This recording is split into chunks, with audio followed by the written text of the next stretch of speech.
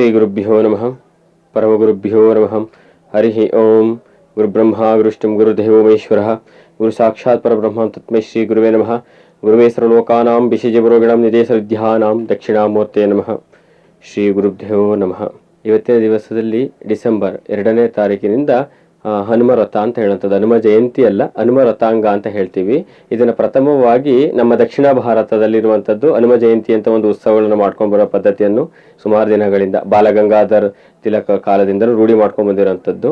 ಆದರೆ ಈ ಮೈಸೂರಿನ ಪ್ರಾಂತ್ಯ ವಿಜಯನಗರ 4ನೇ ಹಂತದಲ್ಲಿರುವಂತಹ ಗುಡ್ಡದ ಮುತ್ತುರಾಯ ಸ್ವಾಮಿ ದೇವಸ್ಥಾನದಲ್ಲಿ ಇದೇ ವರ್ಷ ಅಂದರೆ 5 ವರ್ಷದಿಂದ ನಡೆಸ್ಕೊಂಡು ಬಂದದ್ದುಂಟು.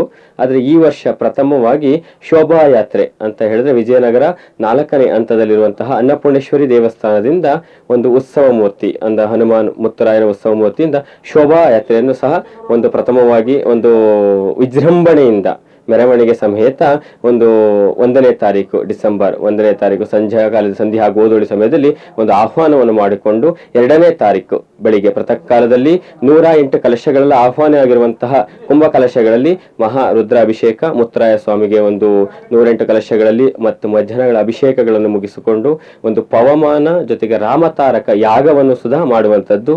ಮತ್ತು ಸಂಧ್ಯಾಕಾಲ ತನಕ ಬೆಳಿಗ್ಗೆ ಪ್ರಾತಃ ಕಾಲದಿಂದ ಸಂಧ್ಯಾಕಾಲ ತನಕ ಪೂರ್ಣವಾಗಿ ಪ್ರಸಾದ ವಿನಿಯೋಗವನ್ನು ಸಹ ಮಾಡುವಂಥದ್ದು ನಮ್ಮ ಮುತ್ತುರಾಯ ಸೇವಾ ಟ್ರಸ್ಟ್ ವತಿಯಿಂದ ಮಾಡುವಂತಹ ಒಂದು ಕಾರ್ಯಕ್ರಮವನ್ನು ಸಹ ವಿಜೃಂಭಣೆಯಿಂದ ಹಮ್ಮಿಕೊಳ್ಳಲಾಗಿದೆ. ಸಕಲ ಭಕ್ತ ಜನಗಳು ಸಕಾಲಕ್ಕೆ ಆಗಮಿಸಿ ಒಂದು ಮುತ್ತರಾಯ ಸ್ವಾಮಿಗೆ ಪ್ರಾಪ್ತರಾಗಬೇಕೆಂದು ಕೋರಿಕೊಳ್ತಾ ಇದ್ದೀನಿ.